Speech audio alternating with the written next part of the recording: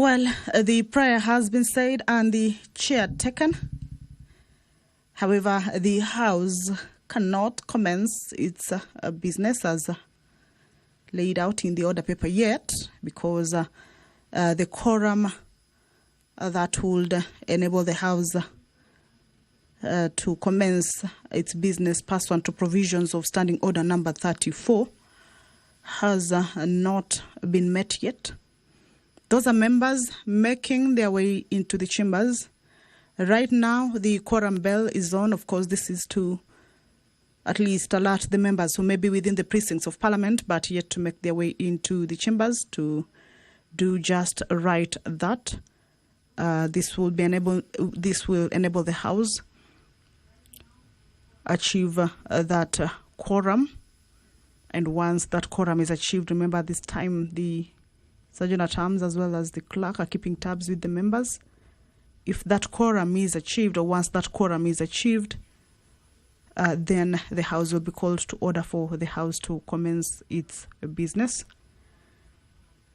In this afternoon sitting, there are bills as well as statements that the members of the National Assembly will be requesting from various relevant committees.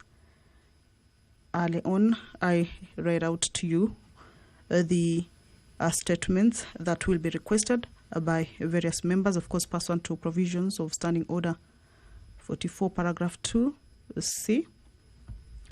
And this afternoon, also, as we wait for the members to make their way into the chamber and enable the House achieve that required quorum, we shall go back to the business that the House will be transacting this afternoon. Just to let you know that once that quorum is achieved, then I will, without any further delay, hand this business straight to the proceedings of the House. The Culture Bill, this is a bill that is originating from the National Assembly, a bill sponsored by the leader of the majority party, and it is at its second reading. Last week, the House debated extensively on the contents of this bill, but this is a bill that seeks to provide for the establishment of a cultural database, access to information relating to the management of culture in Kenya, compensation to individuals, groups, or communities for the use of cultural properties, research into culture and cultural heritage, and the registration of cultural properties. It also provides for the recognition and promotion of cultural expressions and indigenous technologies by public entities, the protection of cultural heritage and expressions, and the protection of endangered communities and cultures. We have quorum now. Clerk.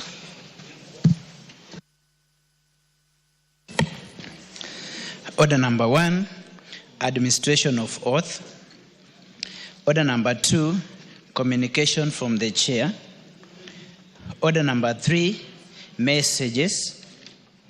Order number 4, petitions. Order number 5, papers. Majority Leader.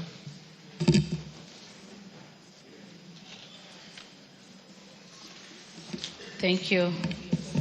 Honorable Speaker, I beg to lay the following papers on the table of the House today, Tuesday, February 25th, 2025. Number 1, legal notice number 9 of 2024 relating to the capital markets coffee exchange, fees regulations 2024 explanatory memorandum and evidence of the stakeholder engagement from the National Treasury and Economic Planning. Number 2, reports of the Auditor General and financial statement for the year ended 30th June 2024 and the certificates therein in respect of A, Agricultural Sector Development Support Program, 2, CEDA Grant number 5110109, B, Hybrid Generation of Off-Grid Power System Credit number CKE 106601L, Kenya Power and Lighting Company, PLC. Number C, Horn of Africa Groundwater Resilience Project, Kenya Credit number 7082, KE, Water Sector Trust Fund.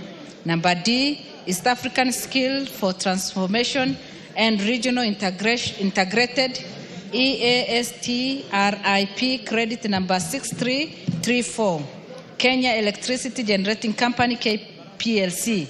Number E, Prisons Industries Revolving Fund, F, State Department for Cabinet Affairs, G, Kenya Education Management Institute, H, Commission for University Education Staff Loan and Mortgage Scheme Fund, I, Kenya National Commission for UNESCO Mortgage and Car Loan Scheme, J, Kenya National Commission for UNESCO, K, State Department for Shipping and Maritime Affairs, L, the Kenya Scouts Association, M, Prison Farms Revolving Fund, N, State Officers House Mortgage Scheme Fund, State Department for Housing and Urban Development, O, Meru National Polytechnic, P, Financial Inclusion Fund, Hustler Fund, Q, University Fund, R, Kenya Literature Bureau Mortgage and Car Loan Scheme, S, National Intelligence Service, T, Tourism Regulatory Authority, U, Office of the Controller of Budget, V, Office of the Controller of Budget, Staff Mortgage and Car Loan Scheme, W, Competition Tribunal, X, State Department for Lands and Physical Planning, Y, State Department for Environment and Climate Change, and Z, National Environment Trust Fund, NETFUND. AA, Nyambane Level 4 Hospital, BB, St. Mark's Kigari Teachers Training College, CC, Miadene Sub-County Hospital, DD, Railway Development Levy Fund Holding Account, State Department for Transport, EE, Engineers Board of Kenya, State Department for Roads, FF Chuka University, GG Meru Teachers Training College, HH Meru County Teaching and Referral Hospital, II Meru University of Science and Technology, JJ National Land Commission, KK Kisumu Urban Project Cash Expenditure Fund, CKE 1035.01.G, number LL State Department for Public Service, MM State Department for Public Works, NN State Department for Wildlife, OO State Department for Transport, PP Nairobi Metropolitan Area Transport Authority, QQ Independent Electoral and Boundaries Commission Staff Mortgage and Car Loan Scheme, RR Stores and Services Fund, State Department for Public Works, SS is TVET Curriculum, Development Assessment and Certification Council, TVET CDACC, TT Water and Sanitation Development Project, EDA credit number 60290 and 60230, KE State Department for Water and Sanitation, UU State Department for Information Communication Technology and Digital Economy, VV ASAL Rural Roads Project credit number CKE 11701, Kenya Rural Roads Authority, WW Roads Annuity Fund, State Department for Roads and Excess Commission on Revenue Allocation. Thank you, Honorable Speaker, and I beg to lay. Thank you, Naomi. Next. Order number 6, notices of motion. Order number 7, questions and statements.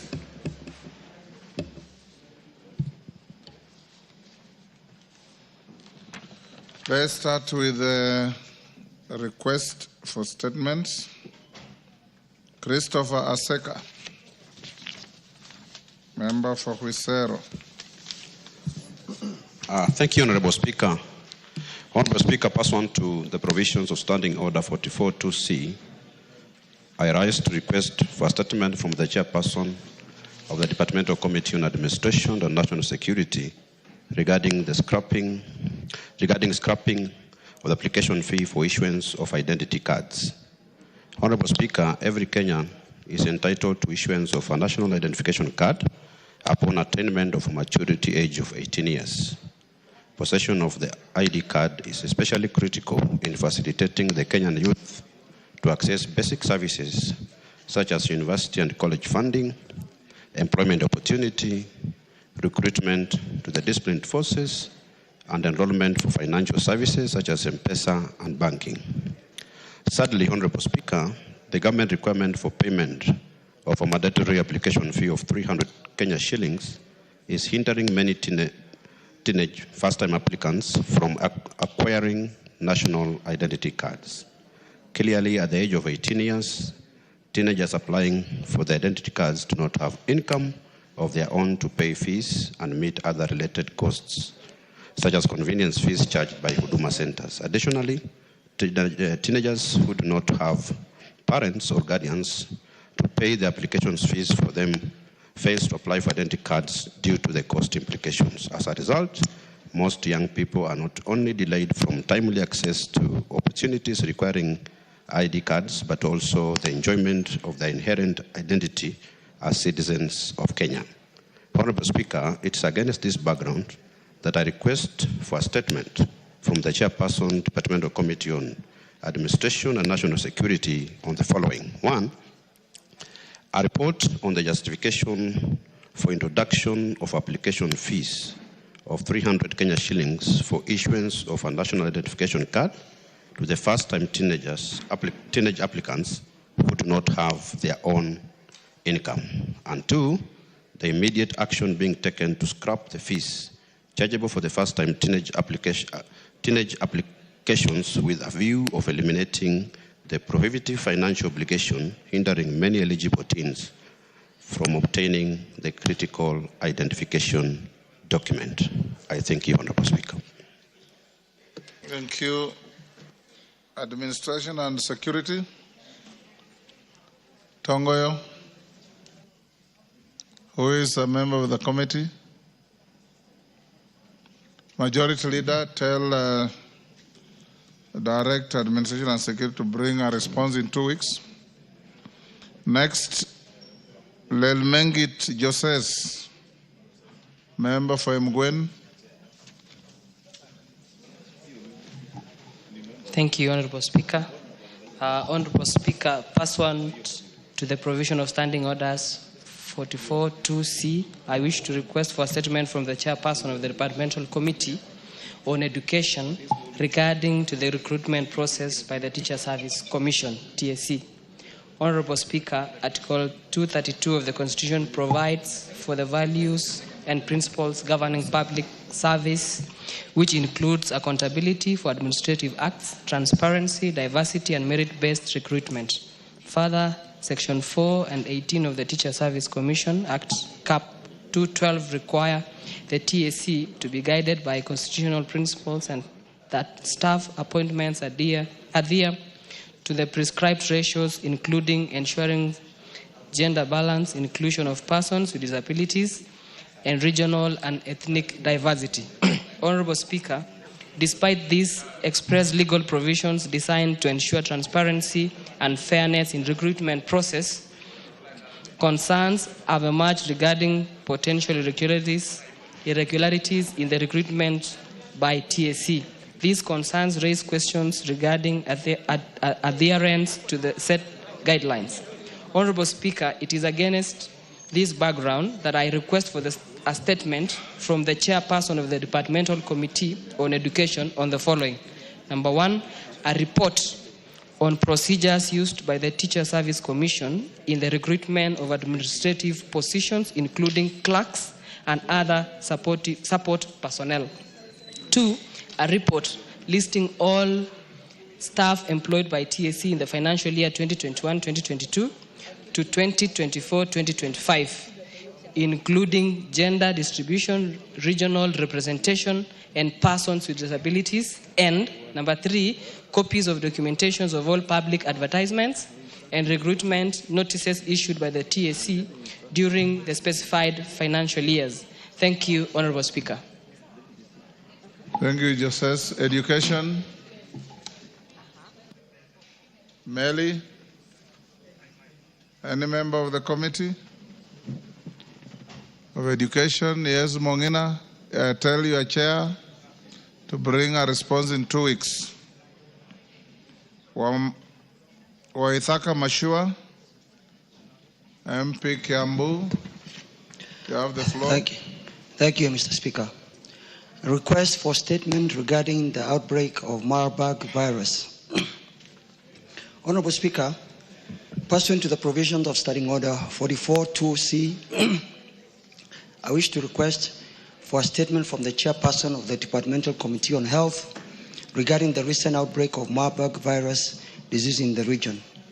Honorable Speaker, Marburg virus disease is a rare but severe illness caused by flying bats and transmitted through human contact and shares similarities with Ebola virus disease. According to the World Health Organization, WHO, the Marburg disease has a case fatality rate of up to 98%. And on 20th January 2025, the government of Tanzania, in collaboration with the WHO, confirmed an outbreak of the disease in Tanzania, our neighbors. This implies that we are vulnerable owing to the ease of movement of persons within the region. Currently, there are no vaccines or treatments for the disease, and management relies solely on early, intensive supportive care. Given our recent experience with COVID-19, there is an urgent need to put in place preventive measures to address this outbreak in the region. Honorable Speaker, it's against this background that I request for a statement from the chairperson of the Departmental Committee on Health on the following.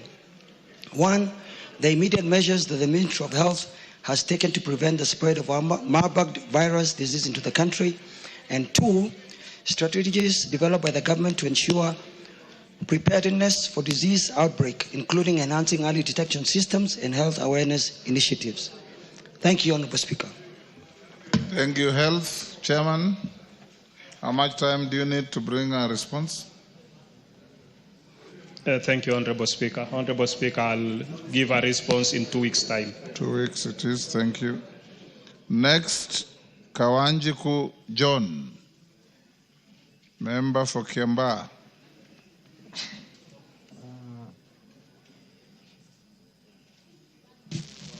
Thank you, Honorable Speaker. Pursuant to the provision Yes, Ruku. Mr. Speaker, the Chairman of Health, Honorable Pokose, does not respond to this statement by the time stipulated.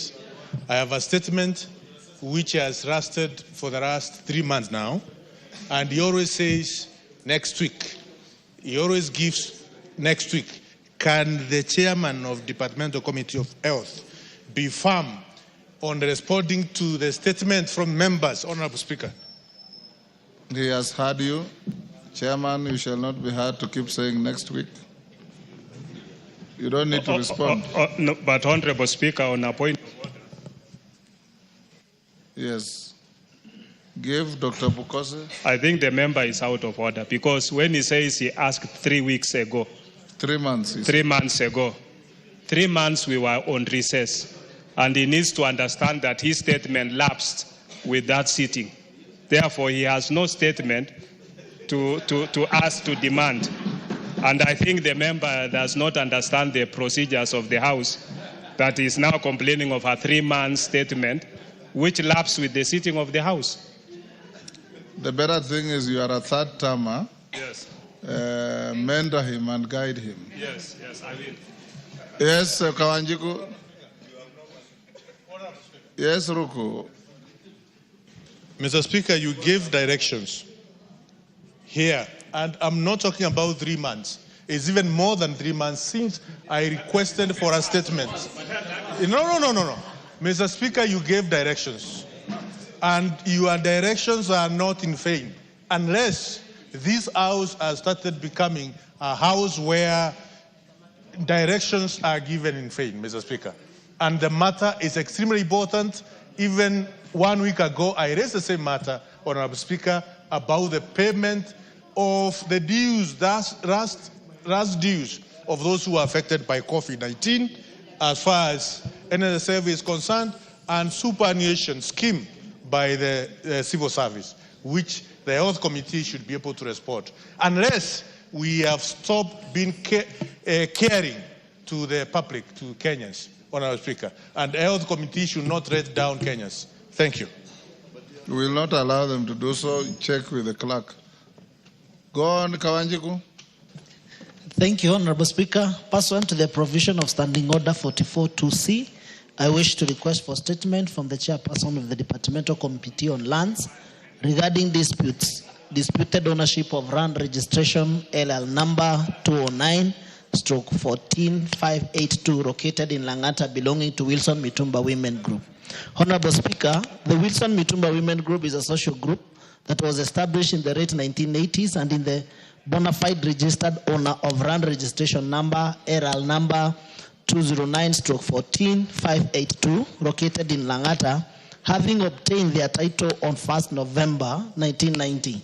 However, in 2005, the police evicted the founding members of the group and have occupied the land which was used to build the West Park Police Post. Over the years, the Wilson Mitumba Group has staged demonstrations pleading with the police to cede back their land without success.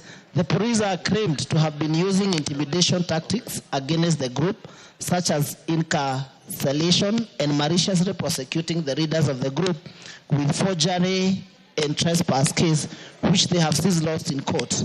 In accordance with the provision of Article 67(2)(e) of the Constitution, the Wilson Mitumba Group sought the assistance of the National Land Commission, which concluded its investigations in 2016. In a letter dated 13 September 2016, the Commission ascertained that Wilson Mitumba Women Group was allocated LL number 209/14582 on 1st November 1990, which they duly paid for on 26th November 1990. And the title was issued to the group on 1st December 1990 for 99 years from 1st November 1990. Honorable Speaker, it is against this background that I request for a statement from the Chairperson of the Departmental Committee on Lands on the following. Number one, reason why the police are still in occupation of the said parcel of land, despite the National Land Commission affirming that the Wilson Mitumba Group is the legitimate owner of the land. Number two, report on the status of implementation of the recommendations of the National Land Commission following its investigations concluded in 2016, and specific timelines on when the police will vacate the land and revert it to Wilson Mitumba Group to accord the legitimate beneficial owners their right to property. Thank you, Honorable Speaker. Thank you, Kawanjiku. Chair Lands. Yes, Wario. You are a member of the committee. Give him the mic. Yes.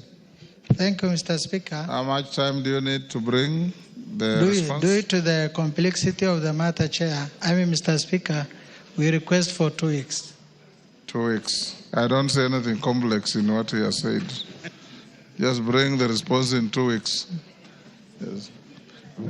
Next, John Waluke, member for Silesia.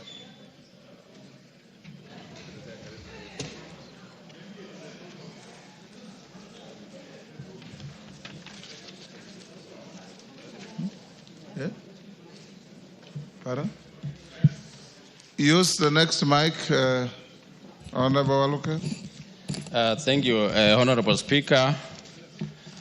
Honorable Speaker, pursuant to Standing Order 44.2c, I rise to request for a statement from the Chairperson of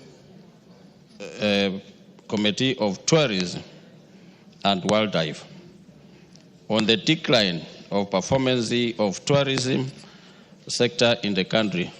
Honorable Speaker, tourism is a critical sector contributing significantly to Kenya's gross domestic project, GDP, employment, and foreign exchange earnings.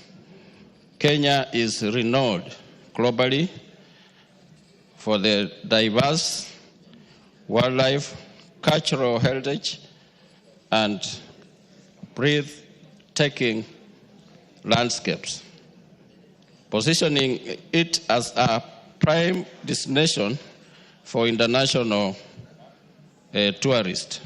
Honorable Speaker, our tourism sector has been recently it has been experiencing a serious decline in recent years,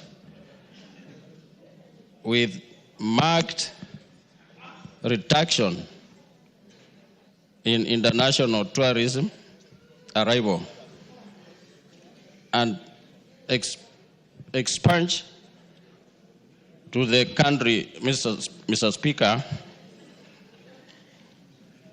Neighboring countries, including Tanzania, Uganda, and Rwanda, have surpassed Kenya's in terms of attracting tourists due to more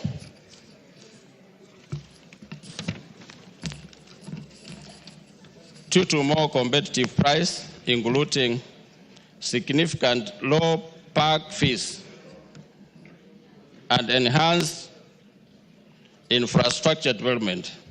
Honorable Speaker, high park fees in Kenya have been identified as a key deterrent to the potential tourists, particularly when compared to similar destinations in the region.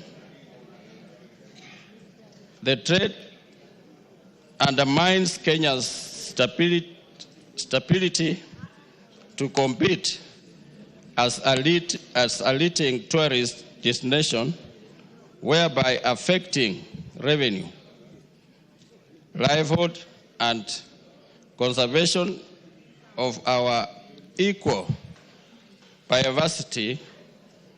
Honorable Speaker, it is against this background that I seek for a statement from the chairperson of the Committee on Tourism and Wildlife on the following. 1. Competitive tourist policy, pricing models, and marketing approaches of neighboring countries and other global leads in tourism. 2, the impact of the decline in tourism on the economy, medium, small, and micro enterprise operating in the sector, local communities and conservation efforts, and 3, sustainability measure to reverse the decline and position Kenya competitively as a prime destination, as a prime tourist destination. Thank you, Mr. Speaker. Thank you, Chair Tourism. Kareke. Member Tourism Committee. Majority Leader inform Kareke Mbiuki to bring the statement in 2 weeks. Honorable members, allow me to acknowledge the following institutions in the House, in the Speaker's Gallery: Mabetex Group, Switzerland, courtesy of Honorable Felix Odiwar, Langata constituency, Nairobi. Next, Kapkisiara Girls High School from Bureti, Kericho. In the public gallery, Kirigo Secondary School from Bere North, Embu. St. Clair Girls High School from Gatundu South, Kiambu. Honorable Ruku has requested me to give him an opportunity to welcome the school from his constituency. Do so to all other institutions on behalf of the House. Thank you, Mr. Speaker. I want to take this opportunity to welcome all the schools who have visited this very honorable House to run on the affairs, how the affairs of National Assembly or Parliament are conducted. Mr. Speaker, Kerigo Secondary School is one of the 47 secondary schools which we have in Bere North constituency. It is 100% day secondary school and which operates in a very harsh environment, which is semi-arid area. And when you look at the performance of Kerigo Secondary School, I am proud as a member of parliament on the academic improvement which has been there. However, they still have a very huge work, they have a huge task to do. Moving forward, we expect this year they register a very good or considerable improvement in the academic performance. We look forward that one day the schools who are here, they will produce members of parliament to come and occupy the space which you are occupying at the moment. We as your parent, we are investing all what we can, and also the government of the Republic of Kenya is investing in you. So please don't let down the investment which is coming from your parent and the investment which is coming from your leaders and more so which is coming from government. Thank you. Enough. We thank you and we pray for you. Thank you, Mr. Speaker. Thank you. We'll end there. Tendi Mwale. Member for Butere. Thank you, Mr. Speaker. Honorable Speaker, pursuant to provision of Standing Order 44.2c, I rise to request for a statement from the chairperson of the Departmental Committee of Education regarding the removal of Professor Amkoa Nangwe as the chairperson of the University of Nairobi Council. Honorable Speaker, on 21st February 2025, the Cabinet Secretary for Education revoked the appointment of Professor Amkoa Nangwe as the chairperson of the University of Nairobi Council. The revocation followed mounting pressure from the university's academic staff union, AUSU, who issued a 7-day ultimatum demanding his removal. Notably, the Vice Chancellor of the University of Nairobi expressed concern on the demands by AUSU, stating that all decisions made by the Council underwent all lawful channels before implementation. Article 47 of the Constitution of Kenya, Honorable Speaker, provides that every person has the right to fair administrative action. Unfortunately, the revocation of the appointment of Professor Amkoa Nangwe appears to have been processed without granting him the opportunity to respond to the allegations. Honorable Speaker, it is against this background that I request for a statement from the chairperson of the Departmental Committee on Education on the following. Roman 1, the specific reason that led to the dismissal of Professor Amkoa Nangwe from his position as chairperson of the University of Nairobi Council. Roman 2, a report on the actions taken by the government to authenticate the claims raised by the university's academic staff union regarding alleged interference in internal operations in the University of Nairobi. And Roman 3, Honorable Speaker, a report on the procedures that were followed by the government, including the steps taken to provide Professor Amkoa Nangwe with an opportunity to respond to the allegations made by AUSU before revocation of this appointment. Thank you, Mr. Speaker. Thank you, Tendi Mwale. Your Chair Education. DK, what is it?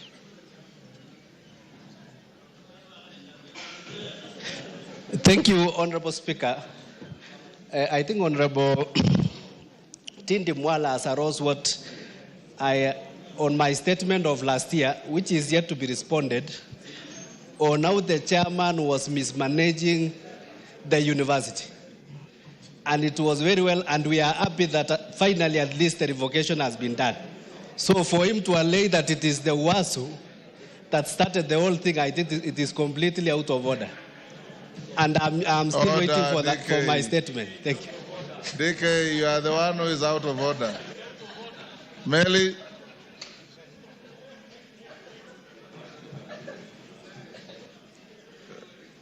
Chairman Melly. Thank you, Mr. Speaker. Mr. Speaker, the member also is completely out of order. That he raised his statement here, and we did respond as a Committee of Education, and we visited the University of Nairobi, and we found a number of issues. And Order, Melly. He has requested for a statement. When do you bring the response? In 2 weeks' time. I'll bring the statement. To be ready. You can bring the response tomorrow. I'll bring the statement in 2 weeks' time on the issues that pertains to the sacking of the removal of the chairperson. Okay. Thank you so much. 2 weeks. Yeah. Good. Dr. Bukose, Chair Health. Thank you, Honorable Speaker. Karemba and your group, that Kamkunji is illegal. That Kamkunji is illegal. It looks like a Munyoro village. Honorable Speaker, I rise to make a statement on behalf of the Departmental Committee on Health regarding our recent engagement with the Minister of Health and the Social Health Authority concerning the implementation of the Social Health Insurance Fund. During the 2025 midterm retreat for members of the National Assembly, held in Naivasha, Nakuru County from Tuesday, 28th January to Thursday, 30th January 2025, Honorable Speaker, you directed the Departmental Committee on Health to engage with the Ministry of Health and representatives from the Social Health Authority to receive comprehensive responses to the issues raised by the honorable members. The Ministry of Health and the Social Health Authority rolled out the Social Health Authority healthcare services and the benefits under 3 funds. That is the Primary Healthcare Fund, Social Health Insurance Fund, and the Emergency, Chronic and Critical Illness Fund, established under the Social Health Insurance Act number 16 of 2003 that was enacted by this House a year ago. This act currently being operationalized by the government. Access to SHA healthcare services and the benefits being offered by SHA was rolled out on 1st October 2024. Honorable Speaker, members of the National Assembly raised concerns regarding the delays and the caps in the implementation of the Social Health Insurance Fund. In response to these concerns, the Ministry of Health was invited on Monday, 10th February 2025, to provide responses to the issues raised as follows. Number 1, concerns that claims were taking too long to be approved, as well as delays on the activation of new registration, causing frustration among patients. In accordance with the SHE Act on claims processing timelines, providers are supposed to submit claims within 7 days of service delivery and processing by SHA within 90 days. SHIF claims worth 12 billion, that is 75%, submitted between 1st October 2024 and 28 January 2025 have been processed and paid to the providers. The remaining 25% comprises mainly of claims that requires clinical review. Those are being processed and payment shall be made immediately the process is finalized. Primary health care capitation claims worth 1.3 billion submitted between October to December 2024 have been processed and paid to the providers. In the initial period of the rollout, SHA encountered challenges of system readiness, necessitating use of manual claims.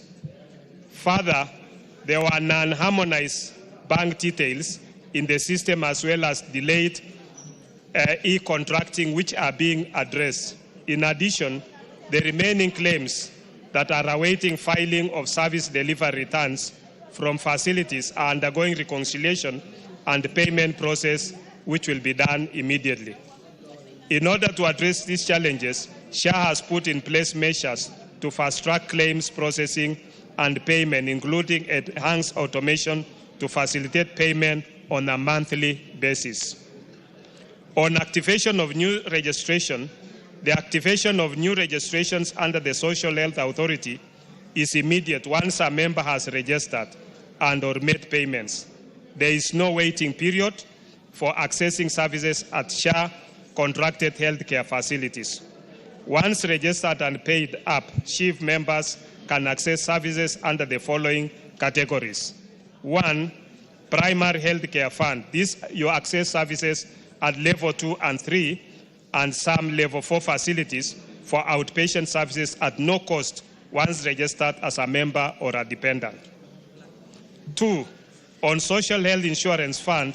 This is funded by the 2.75% contributions by both formal and informal population. Once paid up, beneficiaries are able to receive treatment from level 4, 5, and 6 facilities. 3, emergency, chronic, and critical illness fund.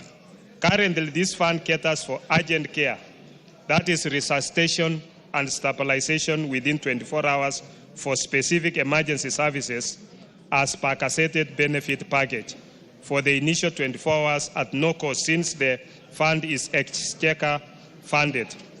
Due to the current financial year funding limitation, the chronic and critical illness components of the fund are partially activated.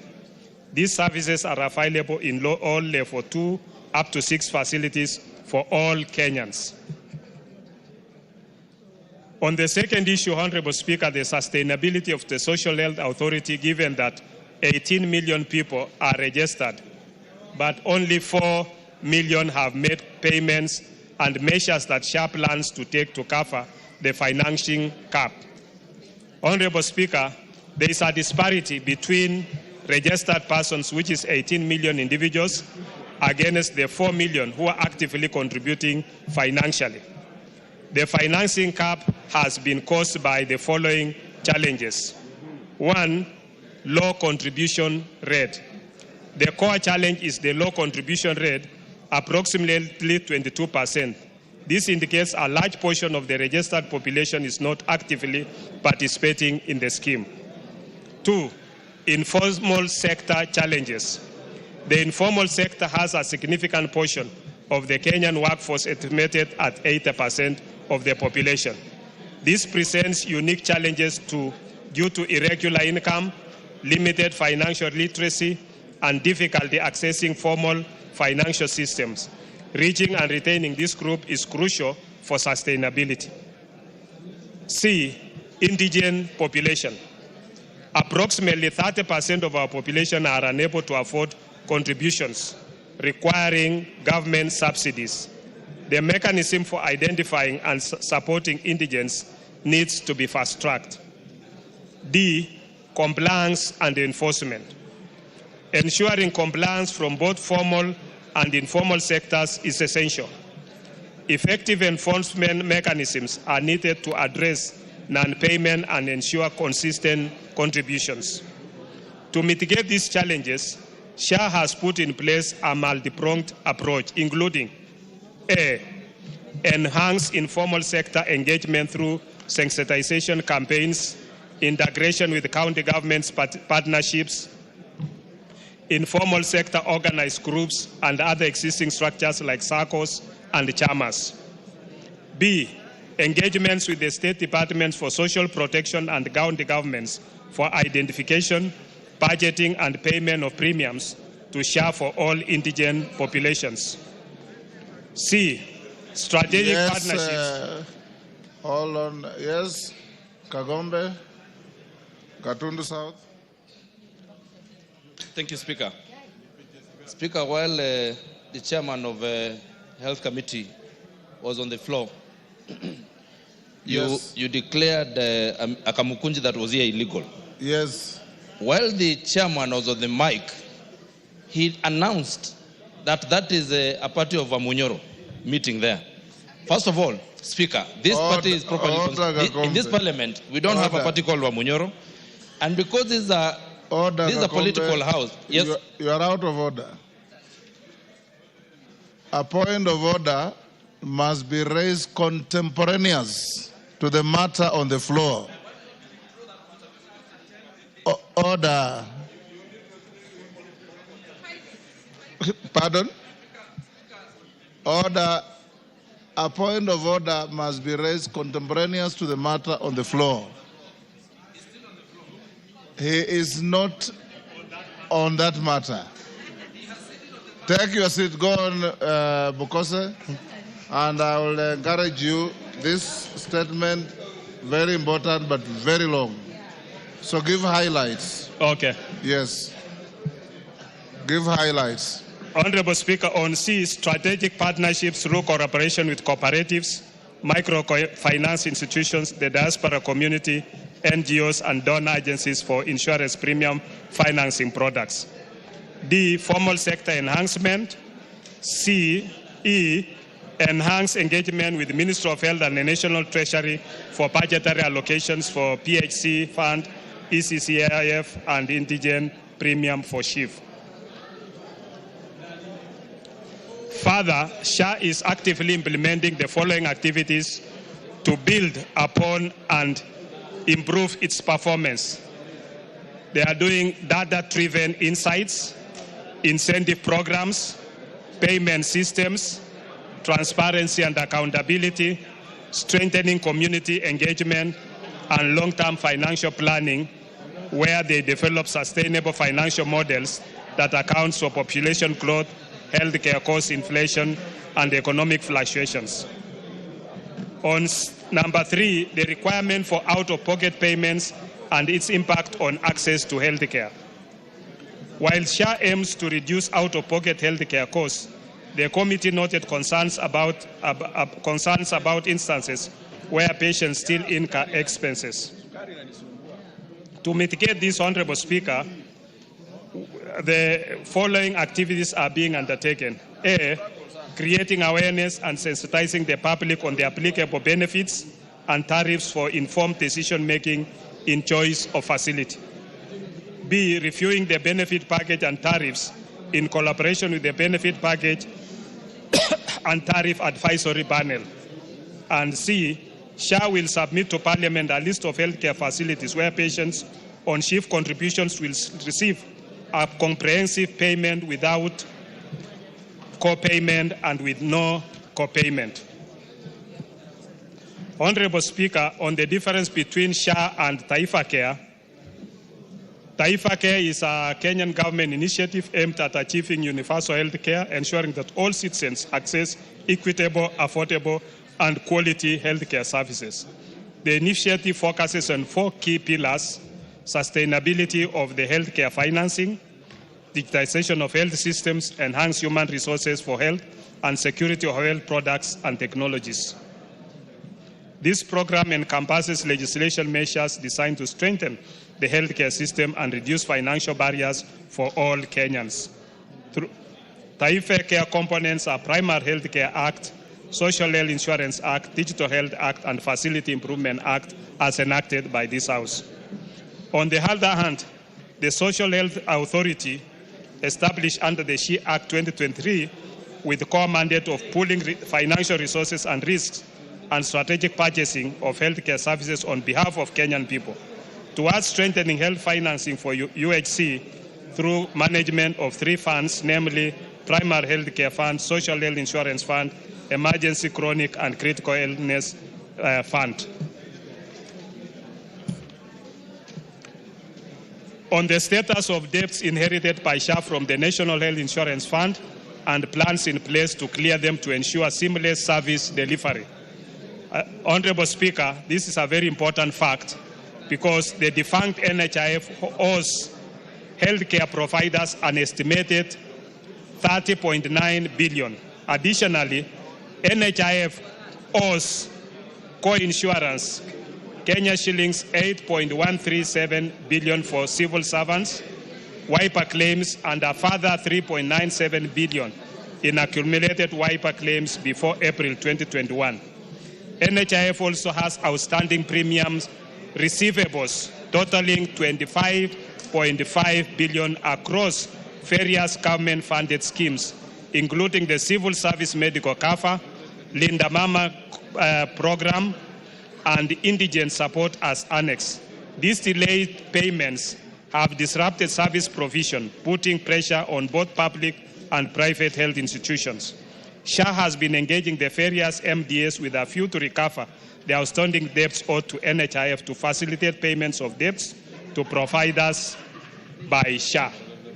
Honorable Speaker, concerning the NHIF benefits were made favorable compared to SHA despite SHA collecting higher premium contributions. SHA benefits have a wider scope of coverage compared to NHIF benefits. The contribution design for SHA is based on the solidarity principle, where all persons contribute according to their ability to pay and receive similar benefits and tariffs. This is largely due to SHA's potential for larger pooled resources and risks enabling broader coverage and enhanced access to healthcare services. The SHA benefits ensures access to full spectrum of healthcare services from prevention, promotion, curative, rehabilitative, and palliative care. Further, SHA benefits are equitable, affordable, and accessible to all Kenyans in line with Article 43 of the Constitution. A comparison between NHIF and SHA benefits, we have an annex which I'll be able to table here. On the status of staff and whether they will be absorbed by SHA, Honorable Speaker, despite paragraph 1 of the Chief Act, where the Board of the Social Health Authority established under Section 4 of the Act shall competitively recruit and appoint its staff under Section 17 of the Act, subject to the approved staff establishment and on such terms and conditions of service as may be determined by the Board. Notwithstanding the provisions of this paragraph, the staff are eligible to apply for the positions advertised by the authority and may be considered for appointment where they are suitably qualified for the positions advertised. Despite provisions of paragraph 2 and 3, the authority review the qualifications of all the staff of the fund and shall, with appointment of its staff, give priority to the staff of the fund who are found to be suitably qualified for the positions in the approved staff establishment. The staff of the fund not appointed to the authority under paragraph 2 may exercise his or her option to either retire from public service or be deployed within the public service. Currently, on the status of update on the NHIF staff transition, Honorable Speaker, the SHA Board has since sought the advisory of both the Attorney General and the Public Service Commission on staff transition. On 21st November 2024, all 1,737 staff of the defunct NHIF were taken over by the Public Service Commission and subsequently deployed to SHA for a period of 6 months or until when SHA completes recruitment, whichever comes first. The SHA Board has since reviewed the HR instruments and submitted the same to PSC for approval. Suitability tests scheduled to commence before end of February 2025. On concerns that data captured by SHA is inadequate, frustrating patients seeking treatment, and measures being put in place to ensure data accuracy. Honorable Speaker, the data captured by SHA is adequate to ensure provision of service. However, there are challenges faced by patients and measures to address them are ongoing. Further, the authority noted that some Kenyans do not complete the registration process, especially those that only register through USSD, code *147# channel. This group of Kenyans have not gone through the means testing process that enables them to make payments under SHIF and are not eligible for SHIF services in level 4, 5, and 6. On the lack of medicine in hospitals where patients receive treatment but are not given prescribed medication, Honorable Speaker, the Ministry appreciates the challenges of health products and technologies, and KEMSA business model was disrupted in 2019-2022 to the impact of COVID-19 health products and technologies. The procurement of COVID-19 HPDs during 2019-2020 period significantly impaired the authority's cash flow. Additionally, the authority has been burdened by significant receivables amounting to more than 6 billion as detailed below. As such, the organization's sustainability model has been facing various challenges, including inadequate financing to procure HPDs with a funding cap of 5 billion. Debt repayments, by among them being the county debts amounting to close to 3.5 billion, with more than 2.7 billion over 90 days old.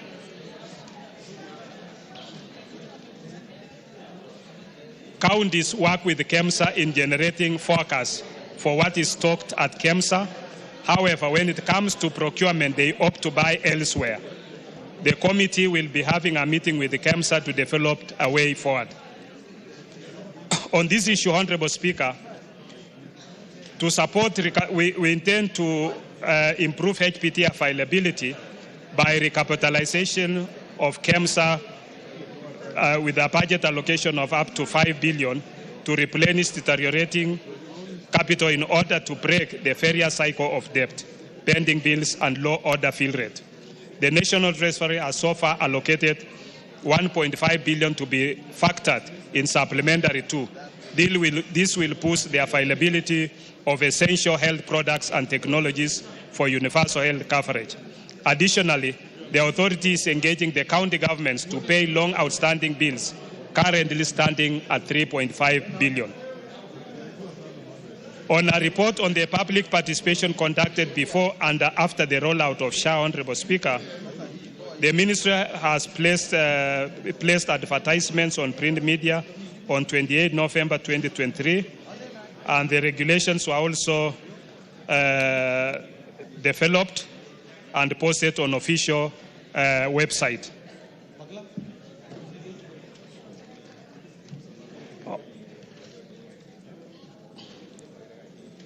The analysis of the views and submissions expressed during the consultations and engagements indicated that the principal regulations, particularly the benefits package in the principal regulations, amended regulations and tariffs for health services, will facilitate realization of universal health coverage in the country. A clear framework has been provided in principal regulations for the review of both the tariffs for healthcare services and benefits packages offered by the Social Health Authority under the Primary Healthcare Fund, the Social Health Insurance Fund, and the Emergency Chronic and Critical Illness Fund. On concerns that SHA branches are unable to adequately address customer challenges at the local level due to connectivity and system hitches, Honorable Speaker, system availability currently stands at 98.2% as at 7 February 2025, 12:38 a.m. Digital Health Agency is working to stabilize the system to meet targeted 99.99 availability. In order to address these challenges, the system configuration is ongoing with a target of completion by the end of February 2025. The agency is also fast-tracking the integration of existing hospital management information systems and claim management systems to further enhance efficiency in operations. This will improve system availability and experience for Kenyans. Concerns regarding poor public communication by SHA, Honorable Speaker, SHA is employing the following strategies: collaboration and partnership with other MDAs in carrying out public education and awareness, enhanced use of soft as opposed to hard information education and communication materials, leveraging on SHA branches network and Huduma centers for service delivery, partnership and support from development partners, working closely with grassroots leaders, including NGAOs, for enhanced communication, awareness and registration, and use of alternative media, including social media, to reach a wide spectrum of the population. On inadequate service delivery under SHA, Honorable Speaker, the SHA benefits package and tariffs, I'll be able to table them on this, and members can be able to go through it. On strategies that the ministry is implementing to ensure disadvantaged groups are fully covered under SHA, Honorable Speaker, identification of the indigent population through proximity testing as required by SHA Regulation 19 is ongoing, Honorable Speaker. And the government budget allocation for indigent will also be a boost to be able to make sure that indigent population are well taken care of. On coverage for pregnant mothers and teenage pregnancies, this is under Linda Mama program, which is still ongoing, that ensures pregnant mothers, including teenage mothers, receive full health coverage. This is effected upon first contact at the facility. Mothers who are due for delivery and have not paid the SHA premiums, the Linda Mama program automatically identifies and pays their annual premiums covering the entire household. Currently, the State Department for Medical Services is responsible for payments of the premiums. Honorable Speaker, on concerns that despite the high premiums, patients in need of services are being turned away by hospitals. Several issues have been identified where members, despite having made payments, are deemed ineligible as healthcare providers. These include incomplete payment records in the SHA database, absence of corresponding payment reference numbers, payments made via real-time cross settlements and RDGs, and electronic funds transfer EFT methods sometimes lack corresponding PRNs. This omission prevents the automatic updating of individual member amounts leading to service ineligibility. On payment variances, Honorable Speaker, discrepancies between PRN amounts and bank payments. When the amount indicated on a PRN differs from the actual amount paid, the system cannot auto-update the member's amount. This scenario necessitates manual intervention. Employers are required to upload detailed payment information, including employees' names and corresponding amounts, into the SHA system before remitting the payments. Then we have erroneous national identification numbers, which incorrect data entry, cancellation of payment registration numbers by employers. This also has an impact on employee eligibility. Then unprocessed payments. To mitigate this, Honorable Speaker, we have empowerment of branch offices, member service, self-service application, employer notifications, employer sensitization initiatives, development of information materials, simplified registration channels where we have accessible registration methods.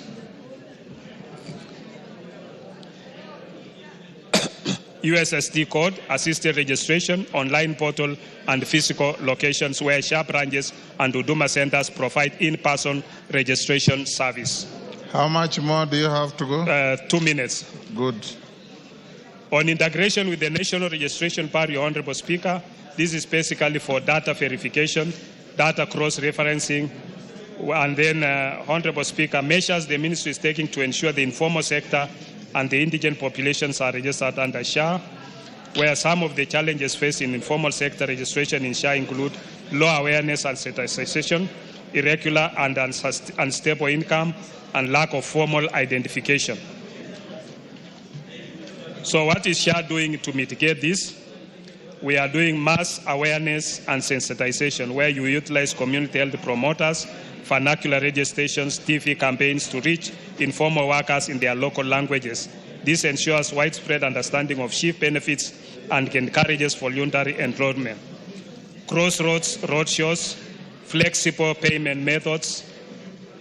Under this flexible, we allow informal workers to contribute through monthly mobile money payments, e.g. M-Pesa, making it easier for them to afford and maintain coverage despite irregular incomes.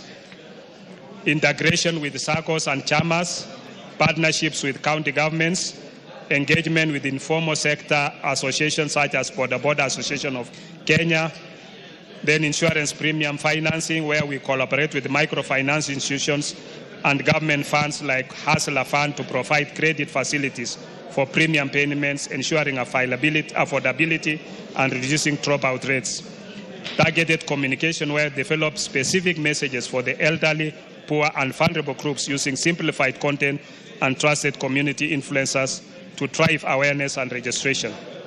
Then we also encourage CDF budget allocation, where we advocate for constituency development fund allocations to sponsor SHIF premiums for vulnerable groups, and this is where the members come in, ensuring equitable access to health care.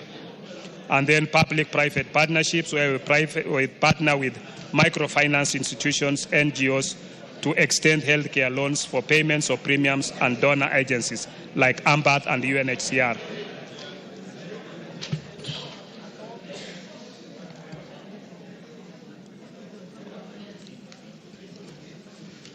Honorable Speaker, the committee has also made our own recommendations where we shall be engaging MOH and SHA in a retreat to look at the debts that are owed to the defunct NHIF, and will also engage them further as most of the issues, such as the mean testing tool used in the informal sector, needs to be looked at to improve its reliability and accuracy through field visits and not online.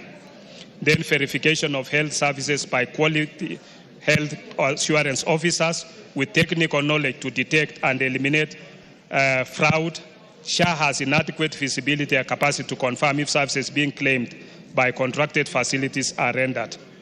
We will also be looking at the benefits package under the Primary Healthcare Fund, which needs to be enhanced. And also the State Department for Social Protection to leverage on the data provided by SHA and avoid subjecting the indigents to fresh mean testing.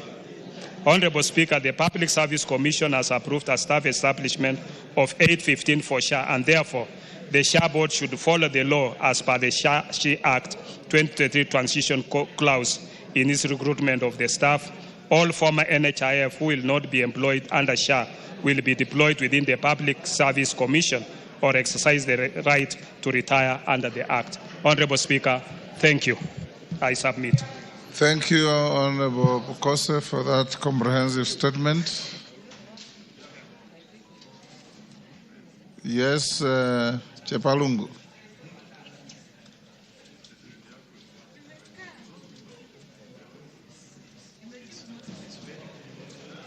Yes, there's one next to you. Okay, there you are. Oh, yes. Thank you, Speaker. While we appreciate the efforts that our chair health has taken to give us that statement, and equally, while we appreciate what SHA has done, SHA has a very successful story, and particularly to one of my relatives, my aunt, who got injured, and 200,000 was required. We paid SHA, and in full, SHA paid all the hospital bills. And while we say the same, Honorable Speaker, there are situations that at times we wonder, some hospitals, or is it the SHA itself? Because there's a case of one of my residents, someone called Wilson Keter, who went to Karen Hospital for heart surgery, and on request for approval, out of 1.3 million that was required, only 78,000 was paid to this particular patient. And we as members of parliament, when we go to these particular families, they give us such questions. And in so, Mr. Speaker, I only wanted to comment on that and to seek further clarification on why in some particular situations SHA pays the whole amount, and in some situations, like a case of Wilson Keter, who comes from Lelechonic Village, whom I attended his fundraising last week, SHA only paid 78,000 out of 1.3 million that was required for him to undergo heart surgery. Thank you, Honorable Speaker. Thank you. Milemba.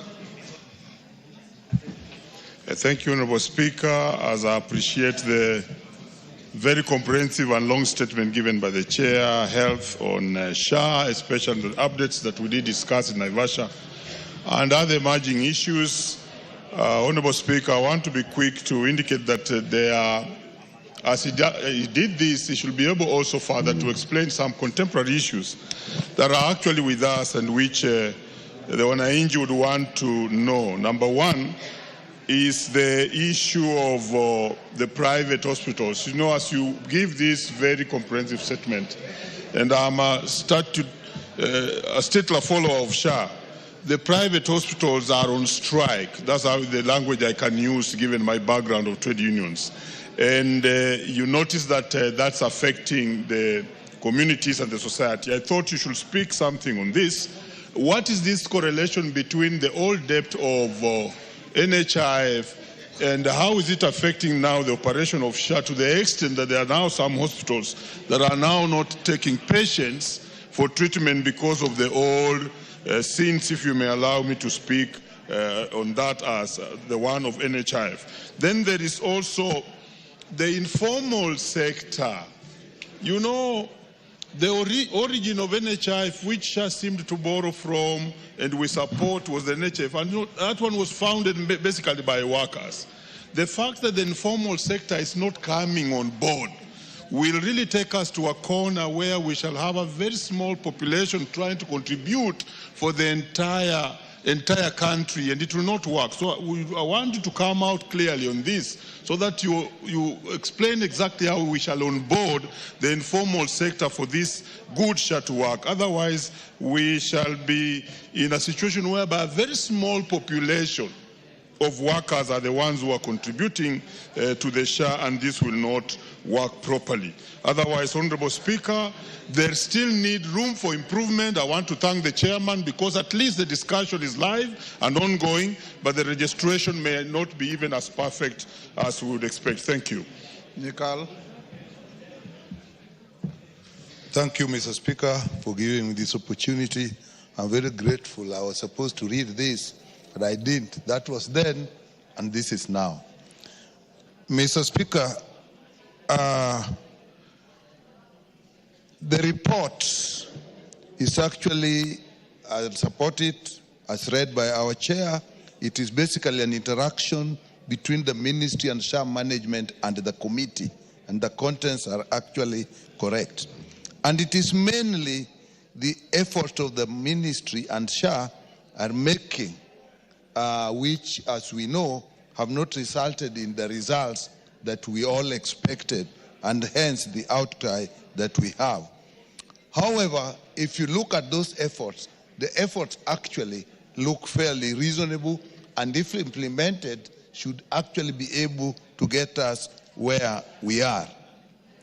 Now, what our committee has recommended is actually on the observations of those reports and what needs to be done to make those efforts yield better results.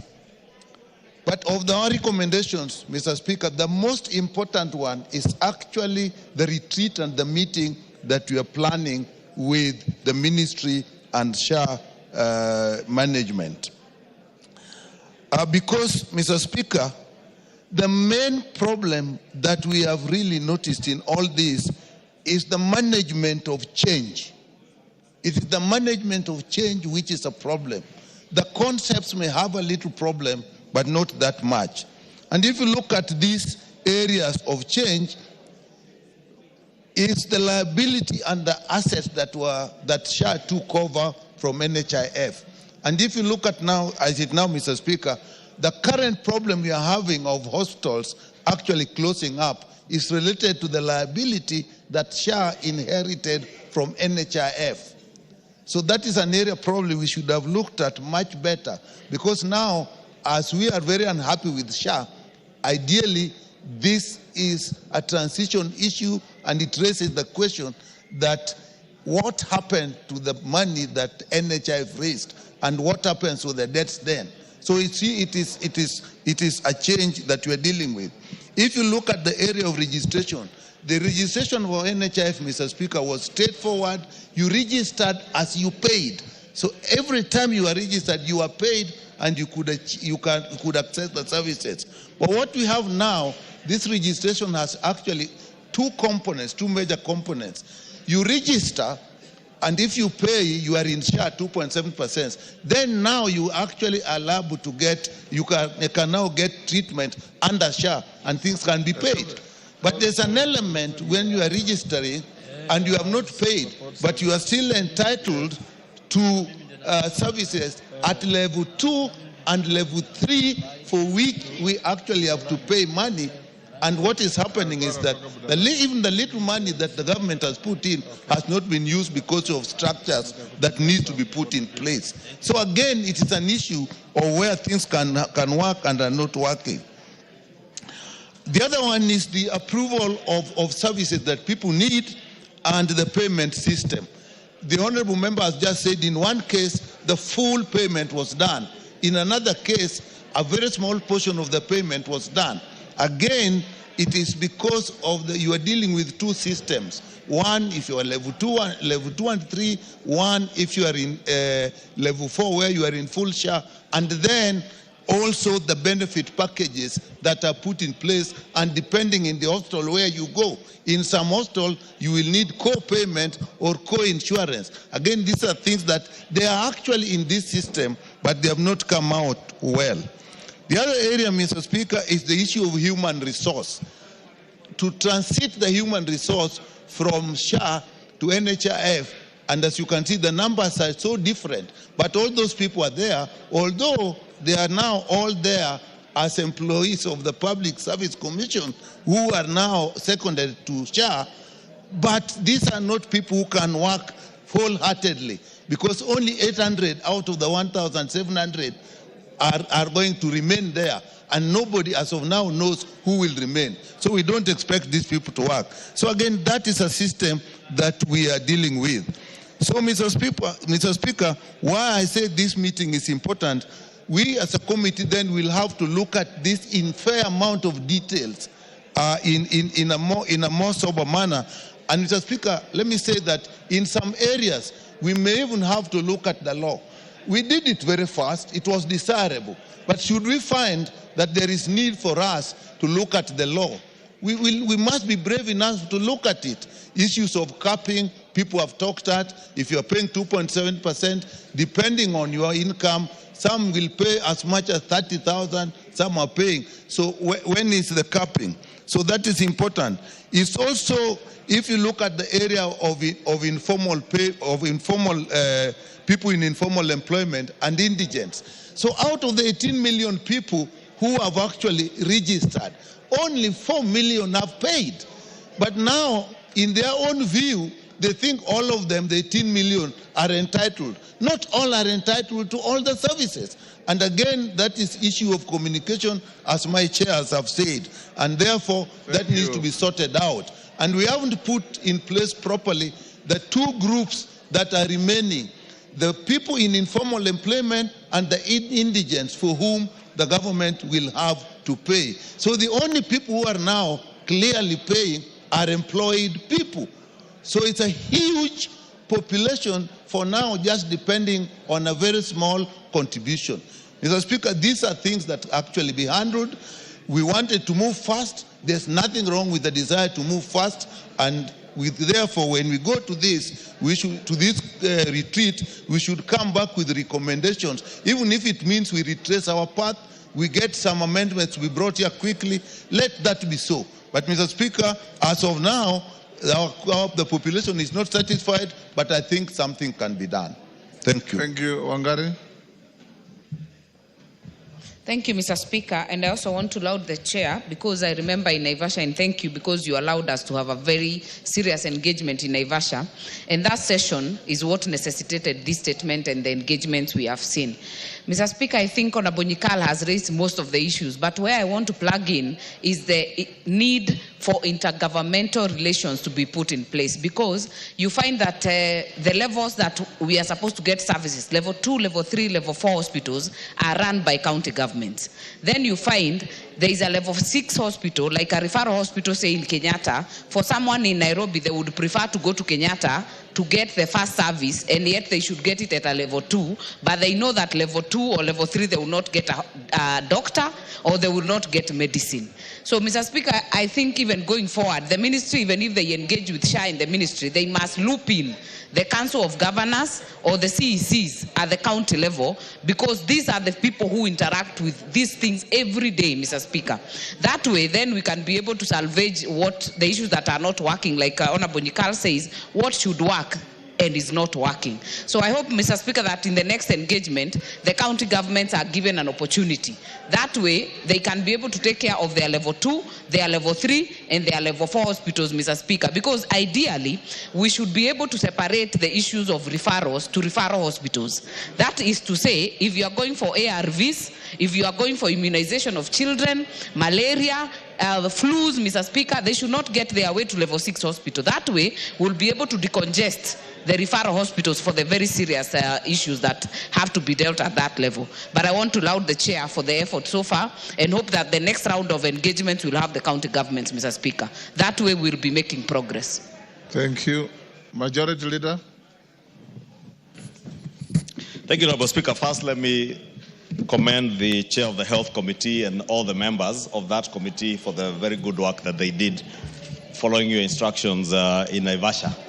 And indeed, they have, the committee and the ministry officials have gone at great length, and listening to what the chairman has said and what Professor Nyikali is saying is indeed true, that there are many transitional issues that need to be addressed.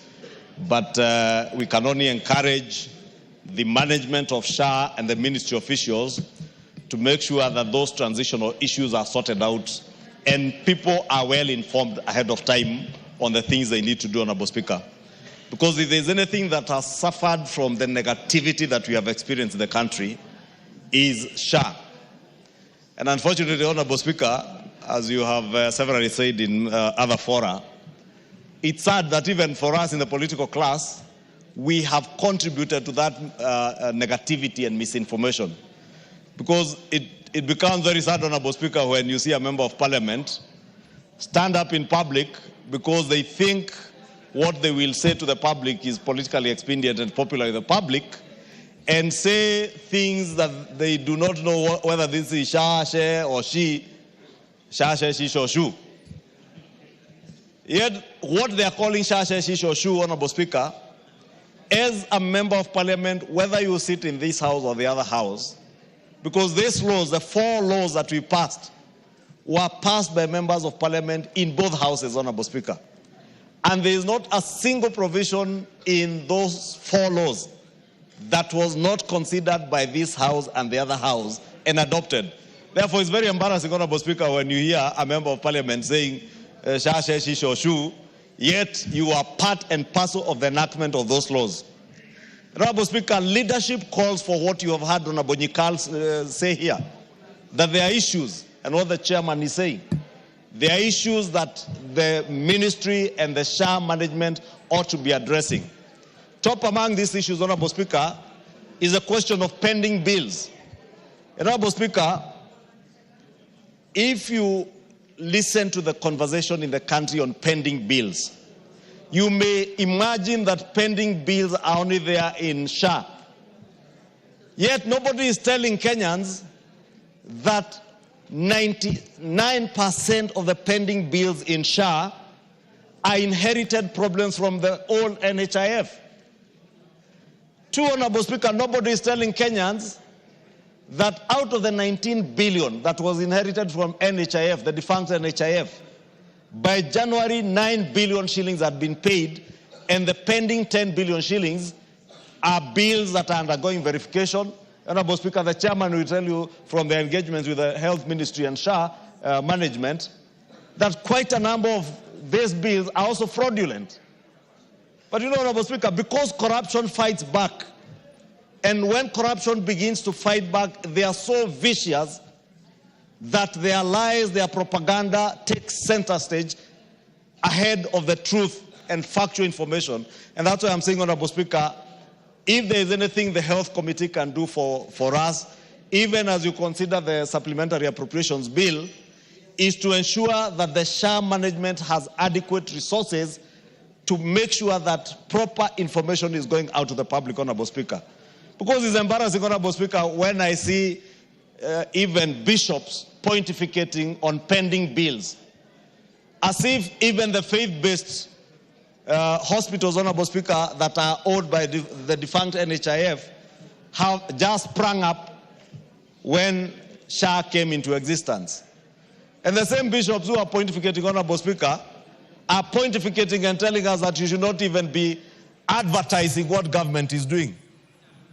Honorable Speaker, you know, when you are a bishop, you get to church every Sunday and advertise the good work of the Lord by preaching to the good people to convert and become good Christians, Honorable Speaker.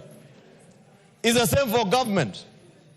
Government is in the business of delivering services, and we are obligated by our own constitution to make sure that Kenyans have access to information and the right information.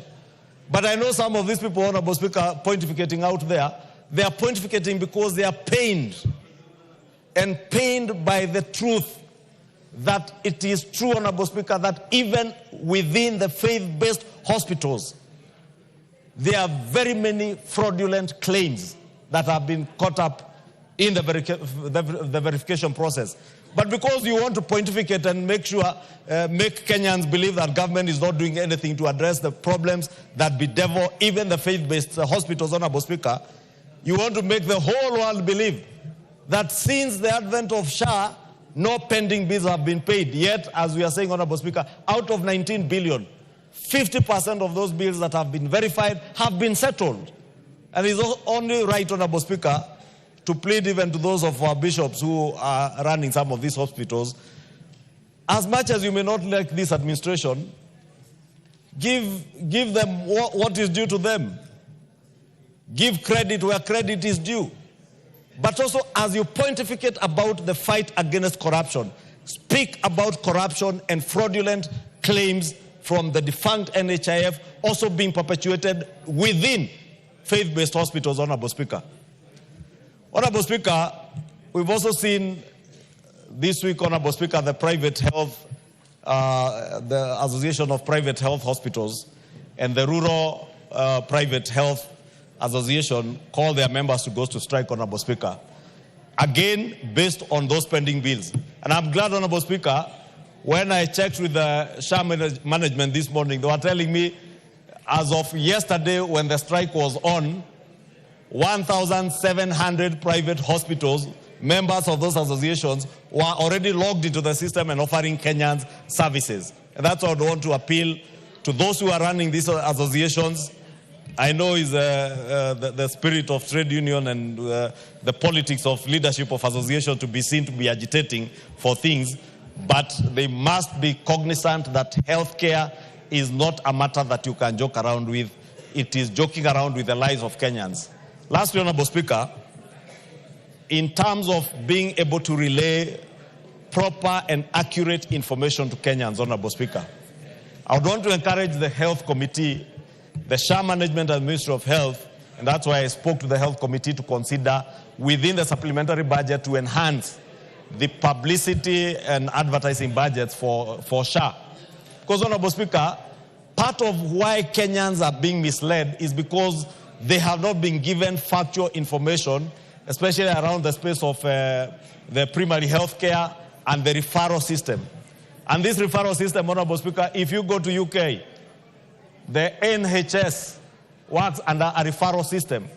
But today, as Honorable Nyikal was saying, you'll probably find somebody has walked into a primary health care facility, his entire bill is settled, then they walk into a referral hospital and the bill is not catered for, not understanding that you begin from the primary health care facility to be referred to the referral through the referral system to a referral hospital or a level 4 or level 5 and 6 hospital.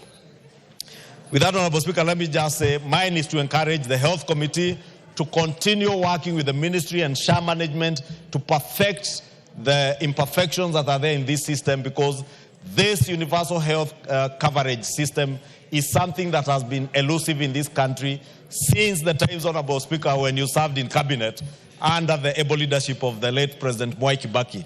And you know, Honorable Speaker, under Mwai Kibaki's regime, we attempted to roll out the universal health coverage, and it came to a cropper because of this negativity, Honorable Speaker. President Uhuru Kenyatta again tried, and again because of the noise and the negativity that you hear today, Honorable Speaker, he had to run away from it, and after rolling out in only 4 counties, I think it was Mombasa, Kisumu, Isiolo, and Machakos Onyeri. Again, it was abandoned. We have no luxury of time, Honorable Speaker, to now abandon the quest for universal health coverage at the altar of political expediency, and we must encourage President William Ruto, the SHA management, Minister in charge of health, and our own Health Committee to help the ministry and SHA midwife this process with courage, knowing that what they are doing is right, and right for Kenyans and right for this country, because at the end of the day, when you are assured of universal health coverage, every other Kenyan will live a peaceable, healthy, and productive life, Honorable Speaker. And I beg to support that report by the Chair. Honorable Pukose, most of the 5 interventions have actually been complementary to the report. What you need to do is remain engaged.